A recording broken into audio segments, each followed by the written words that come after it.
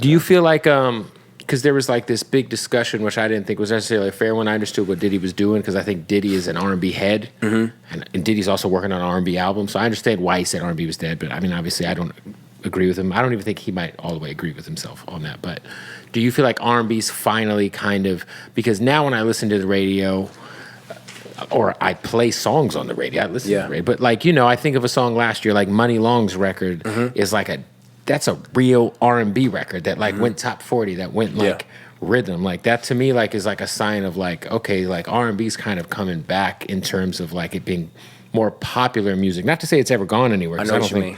You mean the actual popularity of it. There's so many different styles of R&B. There is. There's like subgenres of R&B. There's subgenres, and I don't think it's ever really died. I think, like you said, it's just what became popular. It's like, I mean, music is cyclical too, right? The playlists and the radios were more condensed. Yeah. So you had everything kind of playing in the same spaces. You know what I'm saying? But then as the digital crusade happened, or when you start to compartmentalize things, now you put this in this compartment, it makes it easier for one genre to stand in front, right? So, but also there's a lot more hip hop than R&B being, you know what I'm saying, pushed. But I think a lot of the conversation about R&B being dead was just to create dialogue. I think that's what it was. I think that's really what Diddy was doing, and it worked.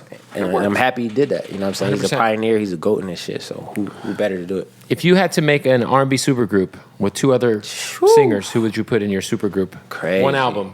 Your what was it? TGG? What the fuck? How many members? Tank, Tyrese, how many? and Genuine. Two more. Just three? Three. Shit. You got to pick two other guys to be in a supergroup with you. Crazy. Bro, that's crazy. Like, I'm gonna have to say Usher and CB. Oof. I mean, that's crazy. Like, yeah. I'm gonna have to say that. This is like, I mean, yeah. Those are the two right answers. When you say R&B and then like generations, like I feel like that's like Usher's gonna grab a little bit older than me. Yeah. CB's gonna grab mine and younger, and then I'm like in the middle. Grabbing it, you know what I'm saying? But it's the textures, the voice textures. Phone in the jail verse from R. Kelly. You know? Hey, listen, I ain't gonna lie to you. R. Kelly's I bump his shit every fucking day. Me too. Every fucking day. I say this. I am very. Listen, I am not ashamed to say I can separate the art from the artist. When it comes to an artist who has been able to make every type of song and have every type of Half on a Baby, man. Come on, man. I believe I can fly to Half on a Baby to. You know, I miss you. You remind me. It's just he's just the GOAT. He's the GOAT. But you know, listen, it's him or Usher, because I went to Usher's show in Vegas. Have you seen his Vegas show? Of course. I'm just talking about, but you can't compare them two, bro. You can't compare Usher and R. Kelly in terms of being the GOATs of R&B, because R. Kelly, his pen. I agree. His pen. I think R. Kelly's got the greatest pen ever. Probably he wrote for Michael Jackson. You know, and he wrote for baby making songs, pop records, like a big record, like. But you know what? You know what R. Kelly never got though? I don't know. He never got like a OMG.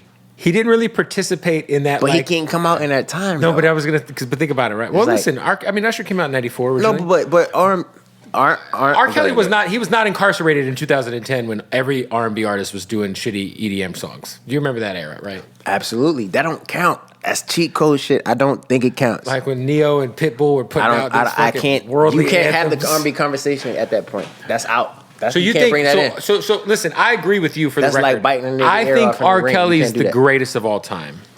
But R&B, he the king, in my opinion. I think when you factor in everything, okay, I give Usher all his flowers. I gotta give show it. I think it's got to be Usher. He gave me my flowers at the show. I just think Usher's like amazing. Not only is he got the classics, but he also the entertainment. Because I've seen R. Kelly live when I was a little kid. I saw him and Nas, and it was great. That's different. I don't know. I think, but it was like gotta categorize it. I feel like R. Kelly was more like more like when you watched him live. It was like kind of like watching a rapper. He had background dancers, and right? Shit. Like Usher as a performer. No, we're not Usher's talking on about fucking that. skates, bro. Chris Usher's Brown's out here, a fucking superstar. He's a performer. He's a pop R&B.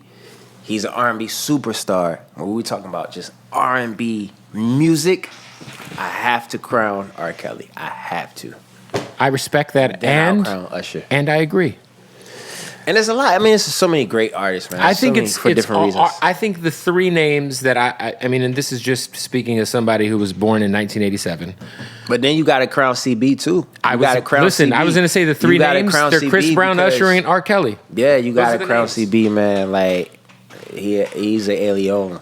I think he's the most alien talented artist. He him ever. I think it's him and it's Jamie Foxx. Because I'm just thinking talent. I'm not talking about music. I just mean talent inside of a human being. Yeah, for sure.